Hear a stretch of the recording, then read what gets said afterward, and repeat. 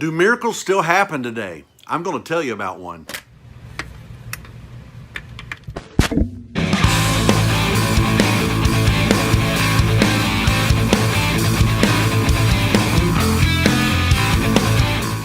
So whatever you do, don't miss the ending of this. You're going to hear the first part and think, wow, that's awesome, and think it's over, but it's not. So don't miss the end. All right, so I was under the bridge, and I was helping Pastor Bob and his family and some volunteers feed homeless people. Now, this is not to toot my own horn. This is to tell you about something that happened that blew my mind, and I was reminded of it recently, and I wanted to share this with you. We had a line of homeless people. Now, when I say a line, I'm talking about probably more than 100 homeless people, maybe even close to a couple of hundred homeless people, entire families that were coming down the line to get their food. So, because we were there to feed them under this bridge in downtown Nashville, Tennessee.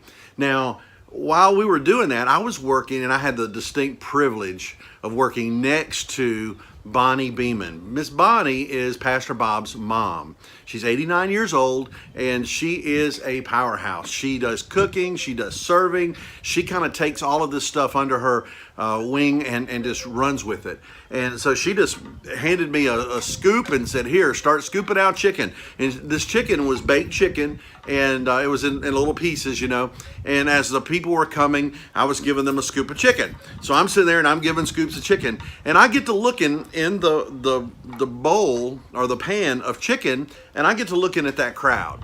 And I'm looking at the pan of chicken, and I'm looking at that crowd. And I'm thinking, oh boy, we got a problem here. So I asked Miss Bonnie, I said, Miss Bonnie, what do we do if we run out of chicken? Because I'm looking at this pan of chicken, and I'm looking at this line of people. She looked at me very seriously, and she said, now here's what you do. She said, you look them in the eye, you tell them that you're glad to see them, but you don't look in the pan. You just keep serving. You serve, and you put the chicken on their plate, and you keep serving, and you don't look in the pan. You just keep serving. Look at them in the eye, greet them, and keep serving. And I want you to know that by the end of that meal, I looked down whenever we're through, and we had leftover chicken. There was leftovers. Now, I have talked with Pastor Bob and Miss Bonnie about this, and more times than not, she says that this happens. She says this happens a lot. And she said there have been times where they've run out of food.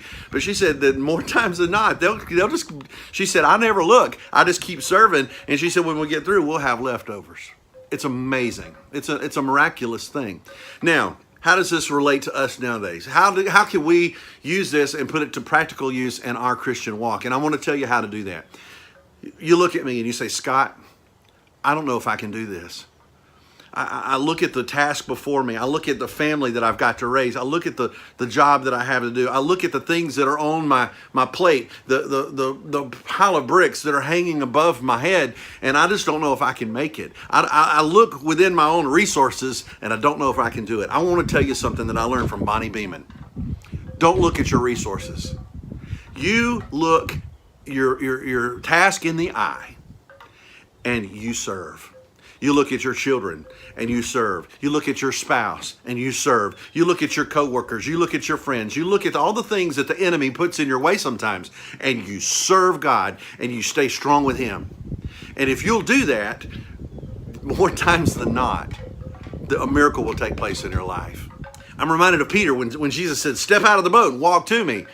So Peter just, without even thinking, didn't even look at the waves, just stepped out of the boat and was walking on water.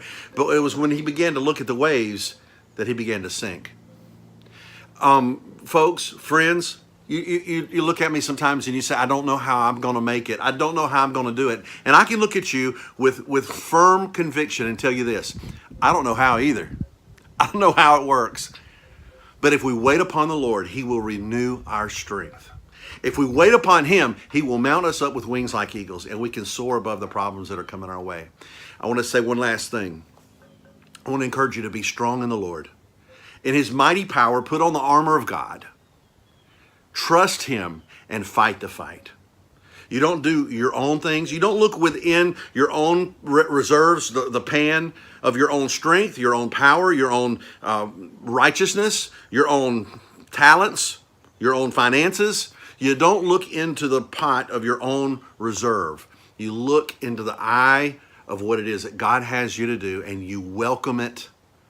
You thank God for the opportunity, and you serve. You give them heaven.